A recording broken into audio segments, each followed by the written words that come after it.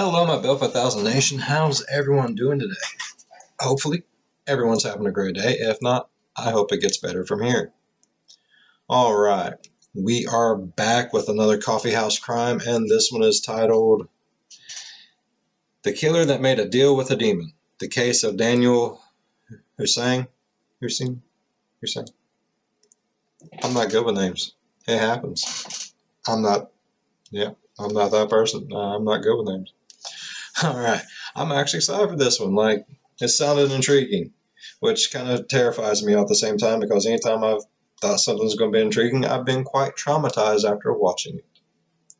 And just want to go say hello, all new subscribers. Welcome to the family, y'all. How's it going? All right. Yeah, let's go ahead and get into today's story. I'm excited. So go ahead, turn them lights down low, put on something comfy, cut up with someone special. Let's get sad for all the wrong reasons.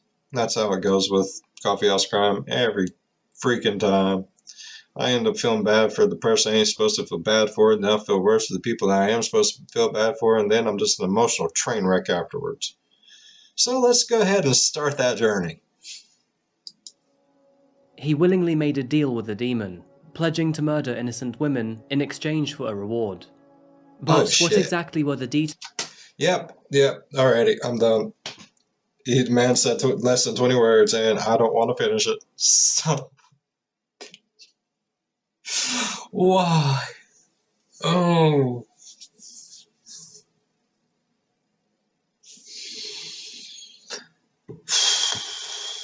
Okay. Details behind his dark and twisted contract. And, more important, how did no one see the signs? My name is Adrian, and welcome back to another video by Coffeehouse Crime. In today's case, we're looking at the lives of Bieber Henry and Nicole Smallman, and how their lives were tragically taken from them by the callous and greedy hands of a deluded man. And honestly, the reasoning behind this crime is extremely bizarre. By the way, I post solved, unsolved, and strange cases here on a weekly basis, so if that sounds like your kind of thing, please consider subscribing to Coffeehouse Crime. Who is Danyal Hussein? What deal did he make with the demon? I was right, Danyal Hussein. Ha! And why? Pull up a seat, grab a coffee, and sit back. This is the case of Danyal Hussein.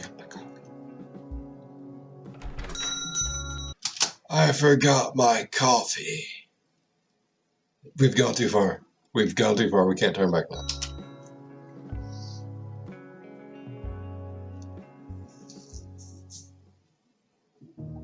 Our story begins in London. With a population of 9 million residents, and being home to just over 13% of the UK's entire population, London is a large city with a very strong pulse. In fact, it is arguably one of the most important cities on the planet. Alongside New York, it is one of the world's largest financial centres. With thanks to its time zones, making it a competitive area for American and Asian business, most international business headquarters are based here. And despite its congested air traffic, it also takes the silver crown in having the best global air connections in the world, only being succeeded by Dubai. Due to its weather, culture, and way of living, you will either love or hate this city.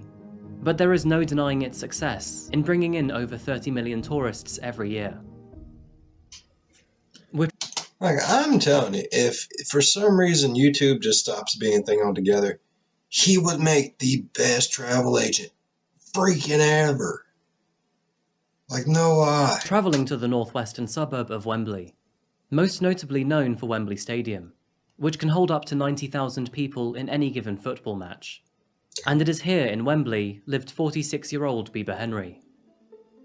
Bieber was born in 1974 to her mother Mina Henry and father Herman Henry, both of which were very interesting and successful characters. Mina was the Church of England's first black female archdeacon. Herman was a retired boxer. Described by her mother, retired boxer, first black preacher lady, right? That's awesome. She owning it. Heck yeah. As a woman who had the heart of a lion, Bieber was very forthright and strong. And although she was only 5 feet tall, she more than made up her height with profound confidence and warmth. Bieber personally found her niche in life when she became a social worker for Buckinghamshire Council. She always had expressed her interest in looking after the vulnerable, and she was described by her family as being a passionate advocate for safeguarding vulnerable children and families. By the time Bieber had reached young adulthood, her mother and father had sadly divorced, and by the year of 1992, her mother Mina had remarried to a man named Christopher Smallman. Mina and Christopher would eventually decide to have a child of their very own, and by the year of 1994, the two would finally bring in Nicole Smallman to the world. Being the half-sister to Bieber, Nicole was 20 years younger, and although her personality was just as vibrant, she was very different too. Described as someone who should have been born in the 60s, Nicole had a lot of love to give to those around her. She didn't care about how she looked, or what people thought of her. She just wanted to have fun, and was a real treasure to talk to. Nicole would grow through her teenage years with a keen interest in the creative world. You sound like some really amazing people. I feel so bad for all of them now, because something bad's going to happen. Oh. Well, at least I don't feel bad for the murderer, I don't think. I don't know. I'm scared. She attended the Arts Educational School in London, before eventually beginning her studies in the University of Westminster. She was also a freelance photographer, creating her own business called Nicole Smallman Photography. During her time at university, she was based on Harrow campus, located just north of Wembley Park. And after completing her first year in halls of residence, also known as dormitories, she decided to save a bit of cash by living with her older sister, Bieber. Bieber had a flat nearby in Wembley, and she also had space. The two sisters were already very good friends, but moving in together had brought them even closer. They were very much a yin and yang to one another, two very different halves that complemented each other rather than opposed. That's amazing. Because sometimes those situations where it's a different father and there's such an age difference, there can be turbulence. So that's amazing that they get along so well. Especially being like just, they're perfect people on their own, but together they make like the megazord of perfection. That is cool. Heck yeah. I'm so scared on where all this is going. Shit. Bieber was strong, confident, assertive, and Nicole, gentle and warming. Their mother would refer to the two of them as Bieber the Spitfire and Nikki the Flower Girl. Where does it go, bro? We're moving forward to the 6th of June 2020. It was a Friday, and summer was just about starting in England. Granted, it was still a little on the chilly side, with temperatures only reaching 16 degrees Celsius or 60 degrees Fahrenheit. But it was a sunny day, and the start of what should be a great weekend. Nicole and Bieber had started making plans. It was Bieber's birthday, and to celebrate, they decided to meet up with a small group of friends in Friant Country Park. With the pandemic still being a relatively new thing, they had to be careful with their birthday plans. And while it would be a nice thing to get a large group of friends together, maybe a smaller one would do, just for this year. Yeah. The weather was calm. Keep it intimate, you know? And with no cloud in sight, they decided that a picnic was the perfect activity for this evening. Later on that day, a surveillance camera captured the two entering a convenience store before buying food and drinks at a cooperative supermarket located in Kingsbury. They then drove to the park in a purple Audi, and at 6:38 PM, two more cameras spotted the pair walking into Friant Country Park, ready to begin their evening of food, drinks and friends. There would be a total of 8 people that evening. Pictures captured by friends showed off Bieber opening birthday cards as Nicole cheerfully sat by. And another camera showed the group smiling from ear to ear. Maybe it was the sun.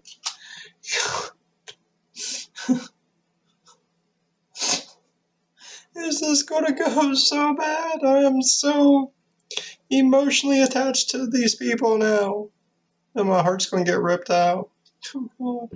The birthday celebrations, or even a short return to normalcy from the pandemic. But the two women were undeniably in their element. They were happy, and in the moment. As the sun set and the evening turned into night, temperatures across London started dropping. as did the group's energy levels.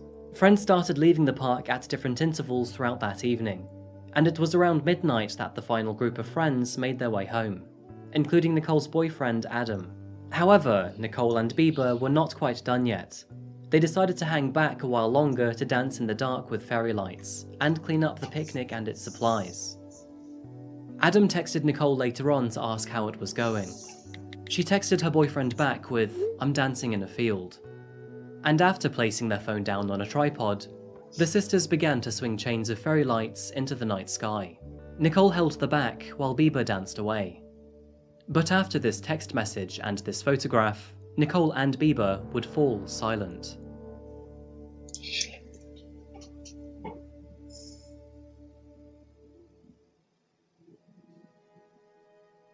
Both sisters never made it back to their apartment that night. And over the following morning, Adam started to worry over the whereabouts of his girlfriend. She hadn't responded to any of his recent messages, and he couldn't get in contact with Bieber either. With Nicole being a real lover of animals and reptiles, Adam had bought her a bearded dragon. He noticed that she hadn't returned home to feed it, or asked him or anyone else to either, which was a very troubling sign. She had always kept a keen eye on his eating schedule. Upon asking their housemate if the two had ever returned home the night before, the answer was no.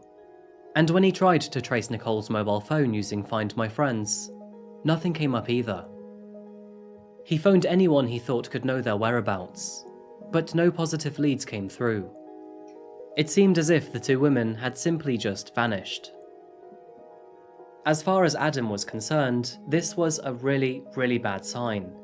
Not only was this out of character for Nicole and Bieber, but all possible avenues to explain where they could be had been exhausted too. It was in this moment that Adam sought help from the police, attempting to file a missing persons report for both sisters. But authorities... Let me guess, it wasn't gone long enough. I'm sorry, but damn. I mean, I get it. I understand completely. Like, some people just, do that. They did. But if it's completely out of character form, let's tread on the side of safety and caution. Let's tread on the side of safety and caution. There we go. This one's already got me tongue-tied. Oh, God. But, I mean, if it's out of character form, I think you should be allowed to, period. I don't know. If my family, something happened, I don't want, the longer you wait, the worse it could be. I don't want to wait 24, 48, 72. I don't want to wait a week, a month. I don't want to wait another minute. If something's happened, let's find them, period. I don't give a shit if they're just broken down on the side of the road. At least we know. You know what I mean? Reacted with very little energy. They didn't seem to understand the urgency of the situation. Adam reached out to their mother, Mina Henry, and between the two, they grew a small task force to track down mutual friends, reaching out to people on Facebook and eventually beginning a search party of their very own. But as the sun set on Saturday, which was almost 24 hours since their disappearance, they were still none the wiser in finding Nicole or Bieber. As Sunday morning began, police were still sluggish in their efforts, and with a persistent lack of help from authorities, Adam, along with his parents and an additional friend Nina, travelled to the park to retrace the sisters' footsteps. Upon arriving, they would find Bieber's sunglasses, which was a troubling discovery. She never went anywhere without them. While Nina took those sunglasses to the police, Adam and his father would carry on looking for Nicole and Bieber. Worryingly, his father eventually found a bloody knife. And soon after that, Adam would find something much, much worse. Upon searching through a row of unkept bushes, he had found the body of his girlfriend and her sister. They were both lifeless and intertwined. Their eyes were open, blank, and dull, and stab wounds were visible all over their bodies. Finding the body of a loved one covered in stab wounds and dumped into a bush must be one of the most difficult emotions to process. Adam dropped to his knees and screamed. Soon after, his father would find him and the bodies. Adam would then have to call their mother to tell her the news. Mina responded in the exact same way that Adam did. She had just lost 2 of her 3 daughters overnight. Very different to the initial 36 hours of their disappearance, police responded with urgency after learning about the bodies. Oh, I would smack a motherfucker. I'm sorry about my language. I understand dragging your feet till 24 hours because, that's their thing. Once it hits that 24 hours, I don't give a shit. You should have jumped up and do your job, people,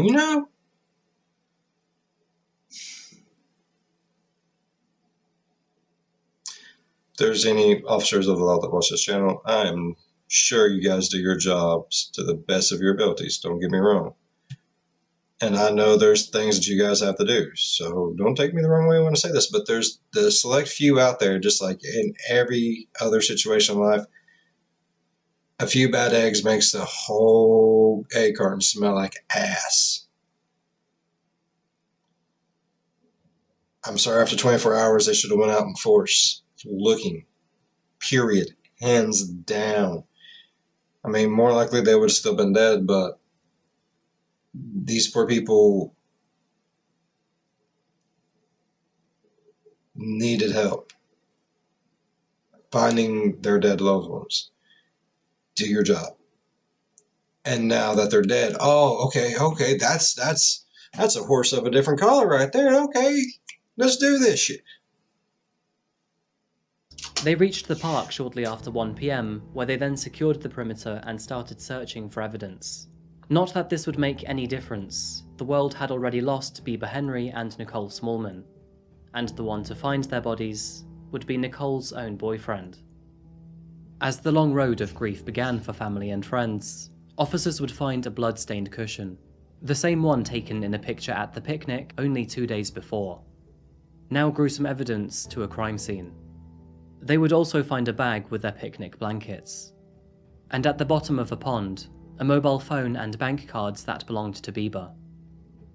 As the park remained shut, So it had nothing to do with money or anything. He literally just felt like he made a deal with a demon to kill these poor ladies. Whoa. Flowers and bouquets were left at several entrances, in an expression of condolence and sorrow toward the loss of Bieber and Nicole. And now, the next big question to emerge from this story was who was capable of doing such a thing? Who murdered these 2 women? And why? Unfortunately, before this question could even begin to be answered, further pain would be inflicted to relatives and friends. 2 police officers, who were assigned to protect the scene after the incident, would tragically take selfies in front of Nicole's and Bieber's dead bodies, before leaking them to a personal WhatsApp group with over 40 members and additional friends. And the actions of these 2 idiots would ignite fresh anger at the police force, and cause further grief to— Like I said, a few bad eggs makes the whole carton smell like ass. That's not only do your job, but have respect, people. What the hell?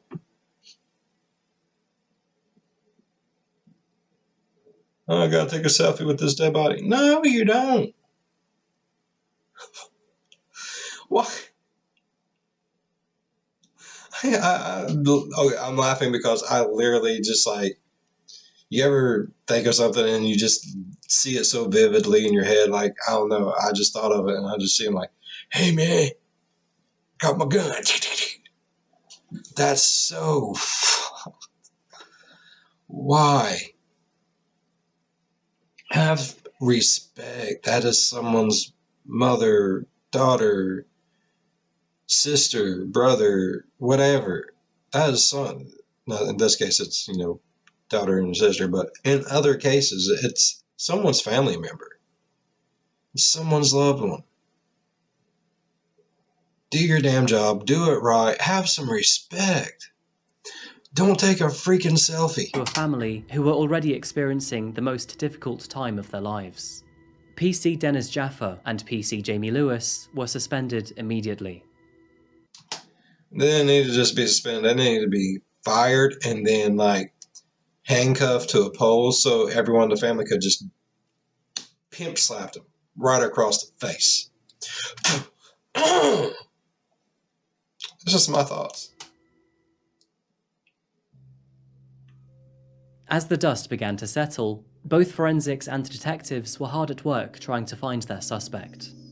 And, fortunately, they had a lead from the very beginning. It appeared that, as Nicole and Bieber were being murdered, at least one of them had desperately tried to protect the other by fighting back. Nicole's hands were covered in stab wounds, most likely from trying to take control of the knife. And this same knife, which was retrieved at the crime scene, would reveal not only the blood of the victims, but the blood of a third unidentified individual too. It would take several days for analysis of this DNA to come back with a result, and within that same month, the DNA had finally made a familial link, meaning that the blood partially matched the DNA profile of someone already on the database. And although this person's profile didn't fully match, it did mean that they were most likely related to the suspect. You at least have a starting point, right? I mean, either they'd have to be like related to him somehow, distantly, closely, whatever the case may be, but it's a starting point. Police, who were investigating all possible members of this family, would soon after make a very compelling discovery through a surveillance camera at a nearby supermarket. At 3:48 PM on the 3rd of June 2020, cameras captured a man walking into an Asda supermarket before purchasing drinks, candles, a set of kitchen knives, and gum. The set of kitchen knives did match the knife that was found at the crime scene, and the reason why they were interested in this footage in the first place was because the purchase had been made by a customer with the same surname as the DNA profile. With a family link to the partially matching DNA profile, a purchase matching the murder weapon, and an address that wasn't even 1 mile from Friant Country Park, police were very interested in this young man, and he went Bust down his door and shoot him in the face. by the name of Danyal Hussein. And by the late hours, That's the bad guy! I know, because it's right here! See? See? It's the bad guy. We know it's the bad guy. Go in there and shoot him in the face. Shoot him in the face. of June the 30th, police believed they finally had enough evidence to arrest Danyal on suspicion of murder, which is why in the early hours of the 1st of July, officers decided to pay him a visit. Oh, I really hope we hear what kind of bullshit excuse he had for selling himself to a demon and killing all these people. Oh, please, baby Jesus. I want to hear. I gotta hear what.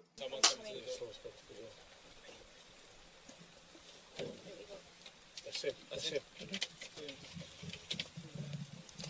Mate, you're under arrest. Damn. Put your hands behind your head. I don't know who this guy is or lady. I don't know who this officer of the law is, but I like that. Right on the bat, you just see him sitting there. Put your hands behind your head. I ain't messing around with you. Shoot you in the face. Come out of your dress. Keep walking towards me. Keep walking towards me. Stay where you are, stay where you are, stay where you are. Hands on your head, stay where you are. Face me. Hands on your head, stay where you are. You're under arrest, alright? Whoa. Yeah. Right there. Face the car. Yeah. He's got so many Officers little who dots all arrived at over him. Hussein's mother's They're address just in waiting. They're Blackheath like, please. were equipped with taser guns and Please riot mess up. shields. Sorry, y'all. Sorry, I was talking. I'll take it back. I don't know. Come to face the car. Oh. Hands on your Look head. at, he's got dots everywhere. Like, there's dots back in there, too. Everyone's ready to shoot this little SOB. Oh. I love it. They're like, please fart. I will shoot you in your booty. It might only be a taser gun, but I'm going to do it until you piss yourself. Stay where you are. You're under arrest, alright? Yeah. I love how they also come in like full riot gear, too. They are ready for some shit to pop off. Come to face the car. Yeah? Yeah. Officers who arrived at Hussein's mother's address in Blackheath were equipped with taser guns and riot shields. They arrested him swiftly before taking him down to Wandsworth police station for questioning. The entire time, he seemed subdued and vacant. Do you have any injuries? Yeah. The wrists from the cuffs? No. Oh. How did that happen? How did that happen? Sorry? How did that happen? Oh, is this the interview? That was a question. The injuries on your fingers. What happened there? Okay, don't worry.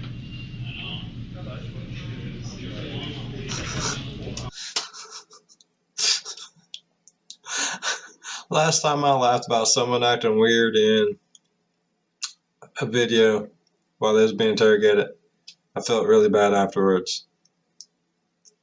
If you haven't seen that, go watch that.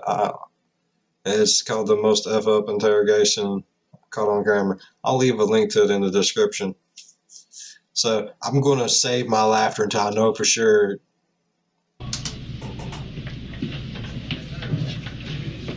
I was getting the wrong. I'm sorry, could it's just so standard. Just. I was being rubbed. I don't care. Go.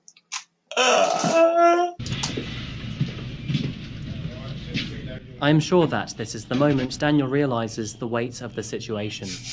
Quite clearly, he knows it's game over. He should have wore his brown pants.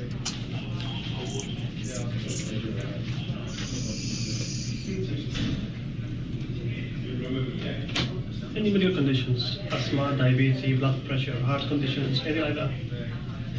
No.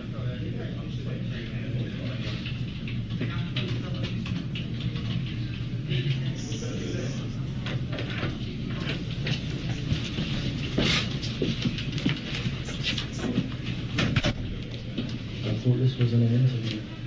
You don't need to read the questions the rest of everyone that comes into custody. So you're writing down what I just said.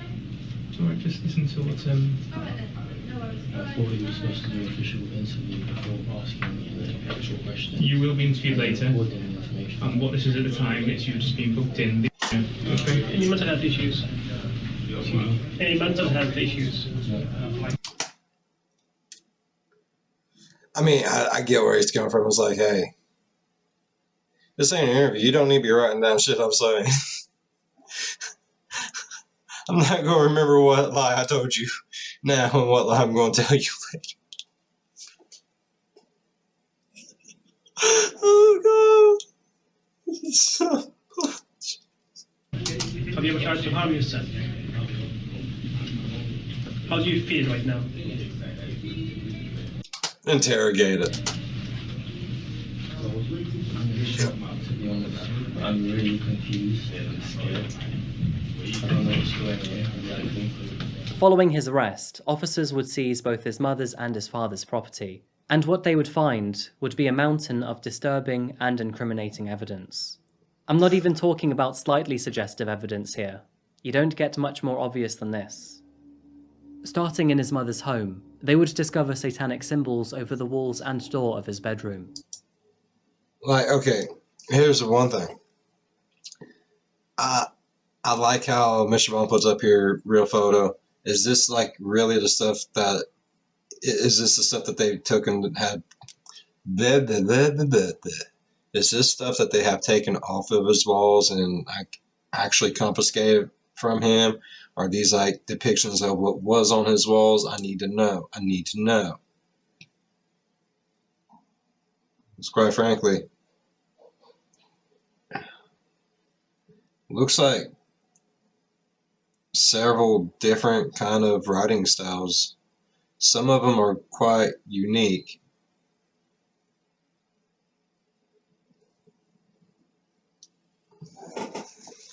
You kind of got the chalice, almost like a Maltese cross of some sorts. Hearts, some boobs.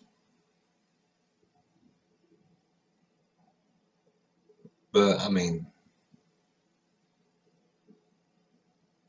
that is in at least 3 that I can tell. I can't really tell those ones over there, but that little Maltese looking cross looking thing is in at least 3 of them. This chalice is in at least 2, potentially maybe 3.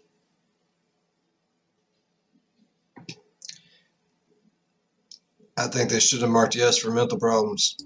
And upon looking even closer, investigators found a letter. The letter was addressed to King Lucifuge Rofakal. According to demonology, Lucifuge is a demon who is in charge of Hell's government by the order of Lucifer, and in Danyal's letter to him, he asked for the following.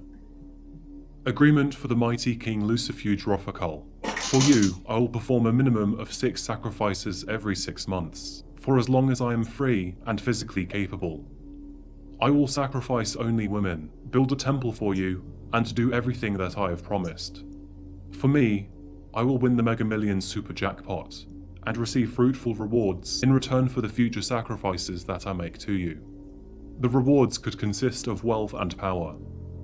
I will never be suspected of any crimes by the police, and also that the police will never know of any crimes that I have done and that I will do. Signed, Danyal. Rather disturbingly, he had signed his name in his own blood, which is kind of fucked up. He said fucked up. That's fucked up, dude. It's the first time I ever heard him say something like that. Oh, that's like seeing your mama say shit for the first time. Damn. That is. I think they need to go back and check the box where it says, you know, does he have like mental disabilities of some sort? They need to check it. Yes. Like, they need to do it twice. How in the hell do you think you're going to make a contract with a demon, sign your name in blood?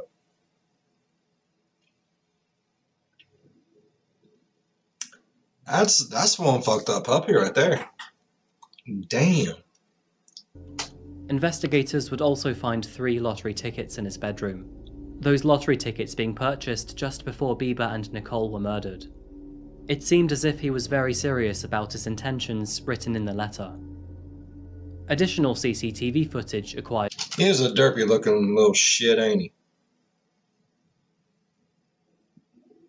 Kinda just want to smack him. Join in with me, y'all. Over the following days would reveal a lot more about Danyal and his whereabouts. Starting off with the surveillance footage that showed him purchasing knives at Asda only 2 days before the murders, bank statements would highlight that he had ordered a full face mask and a shovel from Amazon the very next day. And on the night of their deaths, a surveillance camera next door to Danyal's house would also capture Danyal leaving his home at 7:42 PM. Another camera would capture him walking towards the park just 1 minute later.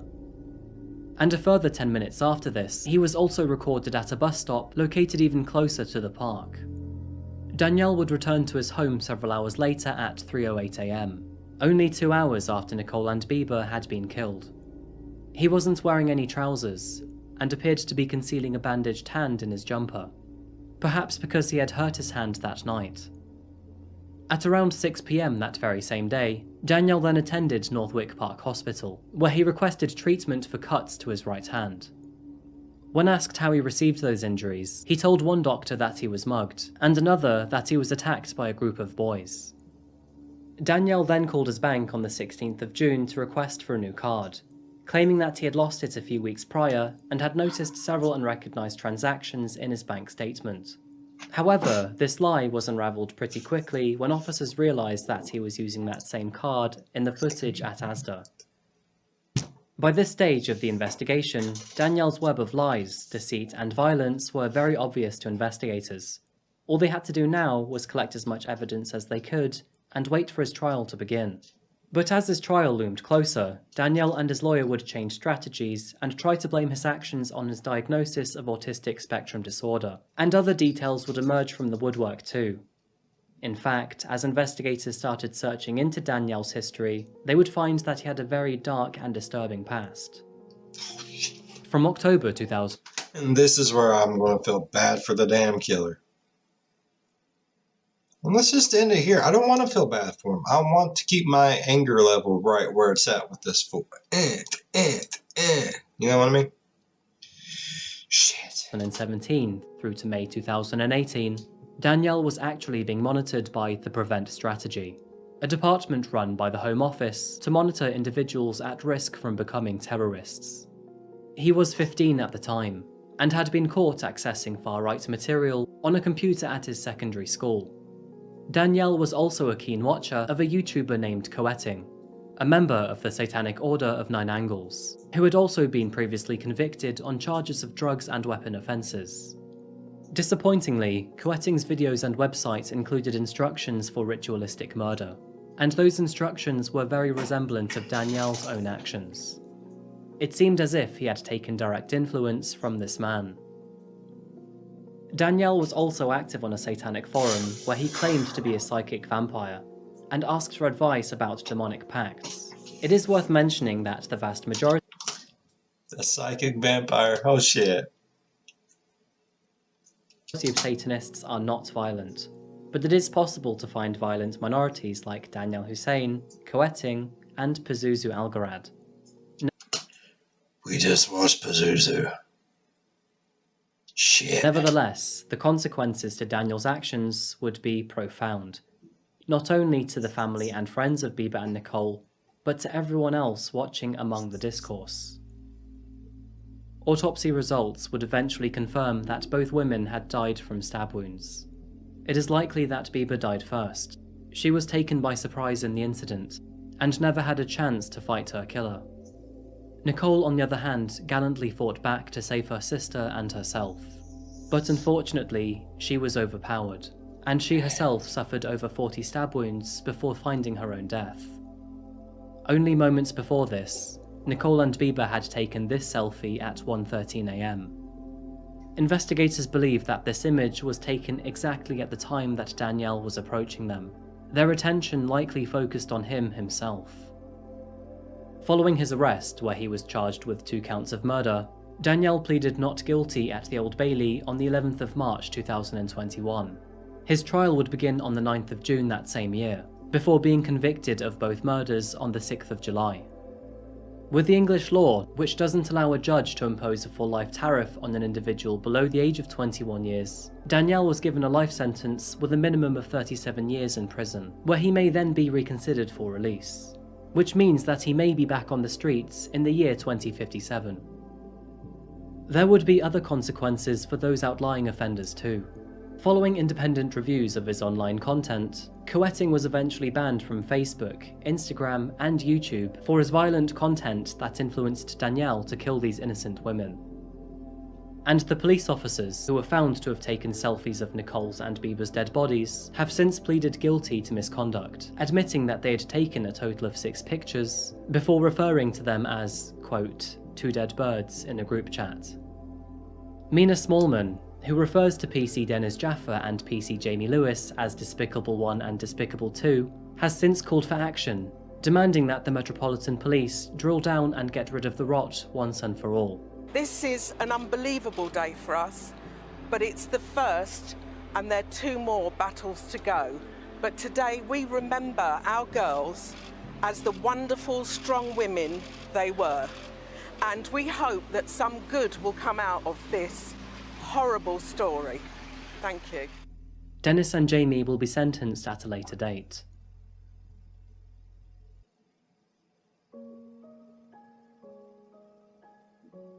Following their deaths, a vigil in honour of Nicole's and Bieber's memory was organised in Friant Country Park, taking place in the exact spot that the two had spent their last evening alive.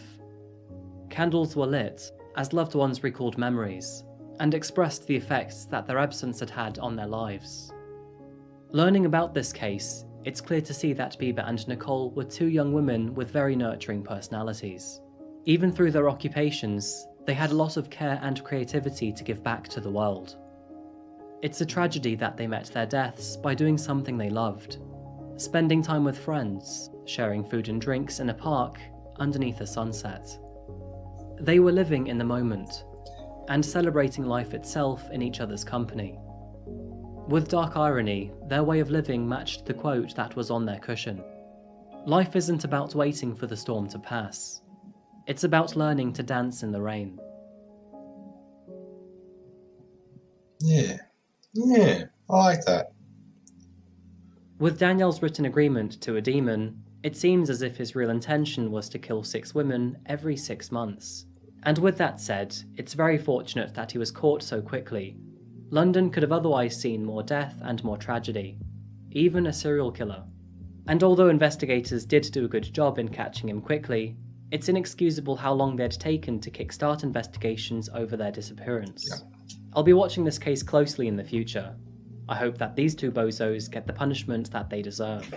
Yes. On the other hand, I find it very inspiring how strong Mina Smallman is, and I hope that over time, she and her family and friends find the comfort and peace that they all need. Yes. Thank you so much for watching. Very strong woman.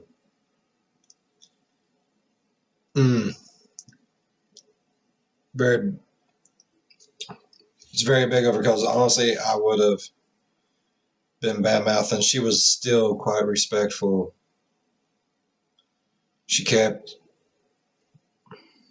She was solid. Like, amazing woman right there. Most definitely. Those other 2 pieces of crap, you don't even want to know half the things I gotta say about them. Because that's straight booty. Some straight booty. I do have at least one question. Did he at least win the Mega Millions? I mean, at least a little bit of money? Like, just wondering, like,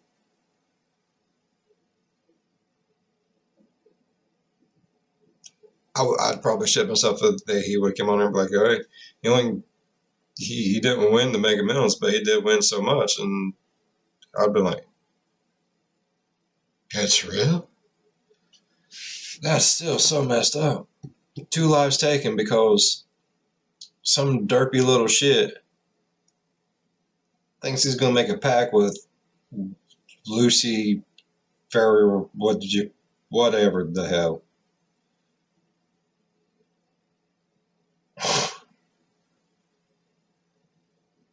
Wow. That's some crazy. That's some shit. That's some shit. And the fact that the police just take our time.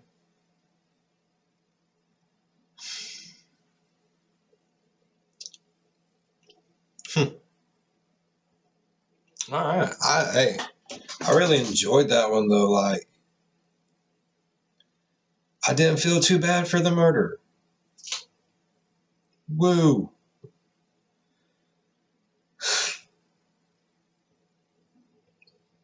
I'm truly happy for that.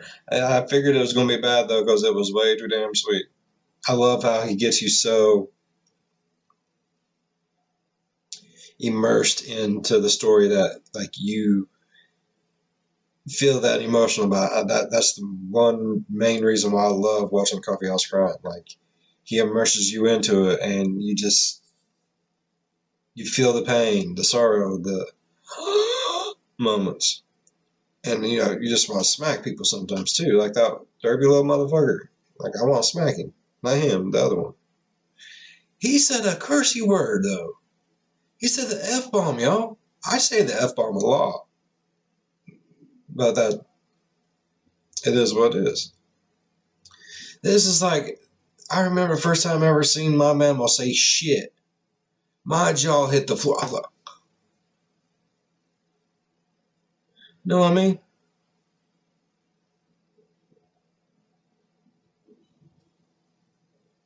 I like that though.